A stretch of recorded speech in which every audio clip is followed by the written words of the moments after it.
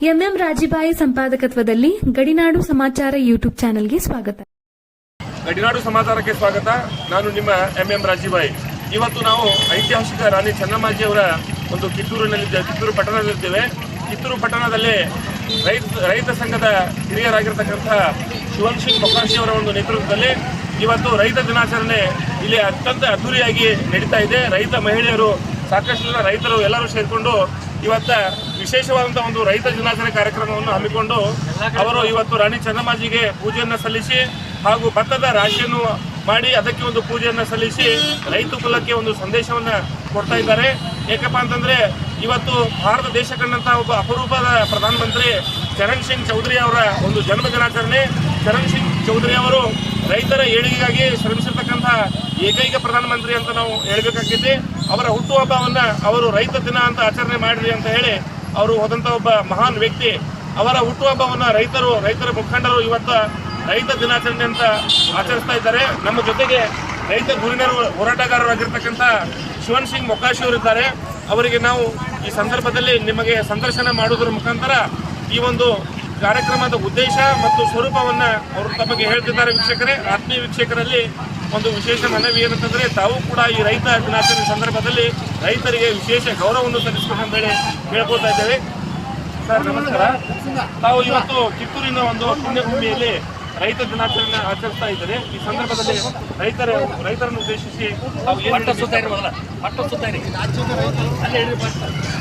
ರೈತರ ಬಗ್ಗೆ ಹೆಮ್ಮೆಯಿಂದ ಹೇಳಬೇಕು ಅಂದರೆ ಇವತ್ತು ಕಿತ್ತೂರಿನ ಹೋರಾಟದ ವೀರಾಣಿ ಕಿತ್ತೂರು ಚೆನ್ನಮ್ಮ ಸಂಗೊಳ್ಳಿ ರಾಯಣ್ಣ ತ್ಯಾಗ ಬಲಿದಾನ ಮಾಡಿದಂಥ ಈ ಪುಣ್ಯಭೂಮಿಯಲ್ಲಿ ಇವತ್ತು ವಿಶ್ವ ರೈತ ದಿನಾಚರಣೆ ಆಚರಿಸೋಕೆ ಭಾಳ ಹುಮ್ಮಸ್ಸು ಅನ್ಸಕ್ಕೆ ಎಲ್ಲ ಹೆಣ್ಮಕ್ಳು ಮತ್ತು ರೈತ ಬಂಧು ಬಾಂಧವರು ಎಲ್ಲ ಬಂದಾರೆ, ಪತ್ರಕರ್ತರು ಬಂದಾರೆ, ಅಧಿಕಾರಿ ಬಂಧುಗಳು ಬಂದಾರೆ.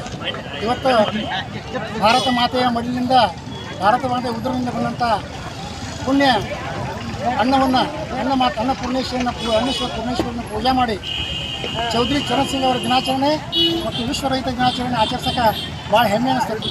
ಈ ಸಂದರ್ಭದೊಳಗೆ ನಾವು ರೈತರ ಪರವಾಗಿ ಒಂದೆರಡು ಮಾತು ಹೇಳ್ಬೇಕಾಗ್ತದೆ.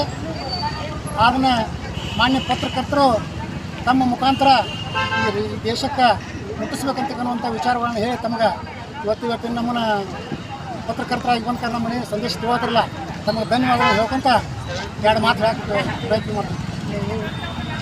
ಈ ದೇಶದ ರಾಜಕಾರಣ, ಈ ದೇಶದ ರಾಜಕಾರಣಿ ವ್ಯಕ್ತಿಗಳು ಚೌಧರಿ ಚರಣ್ ಸಿಂಗ್ ಅವರು ಇಟ್ಟಂತ ಹೆಚ್ಚಿಗೆ ಪ್ರಾಮಾಣಿಕ ರೈತನ ಮಗ, ಕೇವಲ 10 ಎಕರೆ ಭೂಮಿ ಒಳಗೆ ಇದ್ದಂಥ ಒಬ್ಬ ರೈತನ ಹೊದರದಿಂದ ಹುಟ್ಟಂಥ ಒಬ್ಬ ರೈತನ ಮಗ. ಈ ದೇಶದ ದೊಡ್ಡ ರಾಜ್ಯ ಉತ್ತರ ಪ್ರದೇಶದ ಮುಖ್ಯಮಂತ್ರಿ ಆದರು.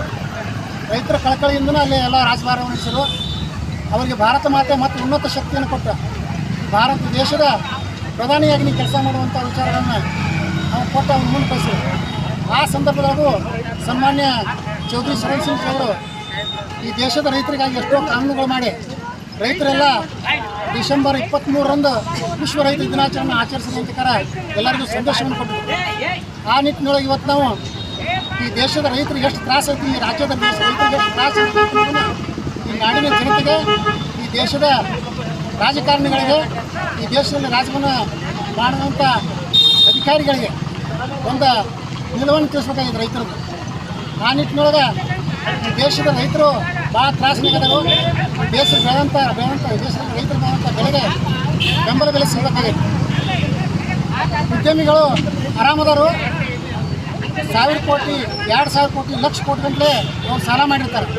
ರೈತರು ಎಷ್ಟೇ ತ್ರಾಸನಾಗಿದ್ರು 10,000, 20,000, 50,000, 1 ಲಕ್ಷ ರೂಪಾಯಿ ಸಾಲ ಮಾಡಿದ್ರೆ ರೈತರ ಸಾಲ ಮನ್ನಾ ಆಗ್ತಾ ಇರಲಿಲ್ಲ. ಲಕ್ಷ ಕೋಟಿ ಸಾಲ ಮಾಡಿದವರು ಸಾಲ ಮನ್ನಾ ಮಾಡ್ತಾರೆ.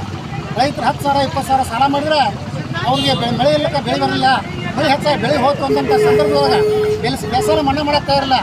ಅವ್ರು ಮಾಡಿದಂಥ ದೀರ್ಘಾವಧಿ ಸಾಲ ಮನ್ನಾ ಮಾಡೋಕ್ತಾ ಇರಲ್ಲ.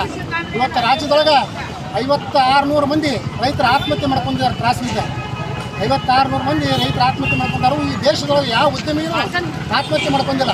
ಆದರೆ ಉದ್ಯಮಿಗಳಿಗೆ 4 ಲಕ್ಷ ಕೋಟಿ ರೂಪಾಯಿ ಸಾಲ ಮನ್ನಾ ಮಾಡಿದ್ದಾರೆ. ಈ ಭಾರತ ದೇಶದ ಎಲ್ಲ ರೈತರದ್ದು ಕೂಡ 5 ಲಕ್ಷ ಕೋಟಿಗಿಂತ ಕಡಿಮೆ ಆಗೈತಿ. ಅಷ್ಟು ಸಾಲವನ್ನು ಮನ್ನಾ ಮಾಡೋಕೆ ಈ ದೇಶದ ಪ್ರಧಾನಮಂತ್ರಿಗಳು ಈ ದೇಶದ ಕೃಷಿ ಮಂತ್ರಿಗಳು, ಈ ರಾಜ್ಯದ ಮುಖ್ಯಮಂತ್ರಿಗಳು, ಈ ರಾಜ್ಯದ ಕೃಷಿ ಮಂತ್ರಿಗಳು ಯಾರೂ ವಿಚಾರ ಮಾಡಾಕ್ತಾ ಇರಲಿಲ್ಲ. ಈ ರೈತರು ಬೆಳೆದಂಥ ಅನ್ನವನ್ನು ಹಾಕೋದ್ರೆ ಎಲ್ಲರಿಗೂ ಅನ್ನ ಬೇಕು, ಆದರೆ ರೈತರ ಕಷ್ಟ ಸುಖಗಳನ್ನ ನೋಡೋಕೆ ಸಾಧ್ಯ ಇಲ್ಲ ಅವ್ರಿಗೆ. ಈ ರೈತರು ಹೋಟ್ಗಳೆಲ್ಲ ಬೇಕು, ರೈತರಿಗೆ ಏನು ಸುಖ ಕಷ್ಟ ಆಯ್ತು ನೋಡೋಕ್ತಾ ಇರಲಿಲ್ಲ.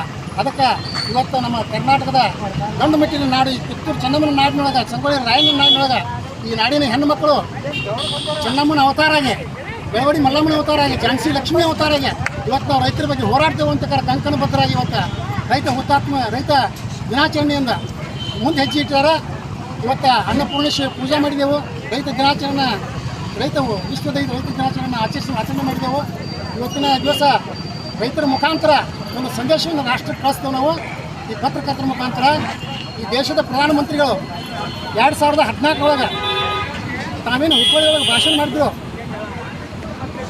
ಈ ಭಾರತ ದೇಶದ ಅಧಿಕಾರ ಭಾರತೀಯ ಜನತಾ ಪಕ್ಷ 20 ದಿವಸ ಈ ದೇಶದ ರೈತರ ಸಾಲ ಎಲ್ಲ ಸಂಪೂರ್ಣ ಮನ್ನಾ ಮಾಡ್ತೇವೆ. ಪೈಲ ಮೀಟಿಂಗ್ನಾಗ ಪೈಲ ದಿವಸ ಅನ್ನೋದು ಹೇಳಿದಾರೆ ಅವರು ಹೇಳಿದಂಥ ಭಾಷಣ ನಮ್ಮ ಕಡೆಗೆ ಸೋಷಿಯಲ್ ಮೀಡಿಯಾದೊಳಗೆ ಹರಿದಾಡತೈತಿ. 10 ವರ್ಷ ಆಯ್ತು ಈ ದೇಶದ ಪ್ರಧಾನಮಂತ್ರಿ ಆಗಿರ್ಬೇಕು ಸನ್ಮಾನ್ಯ ಮೋದಿ ಅವರು. ಇವತ್ತು ಎಚ್ಚೆತ್ತುಕೊಳ್ಬೇಕು, ಈ ದೇಶದ ರೈತರಿಗೆ ಸಂಪೂರ್ಣ ಸಾಲ ಮನ್ನಾ ಮಾಡಬೇಕು.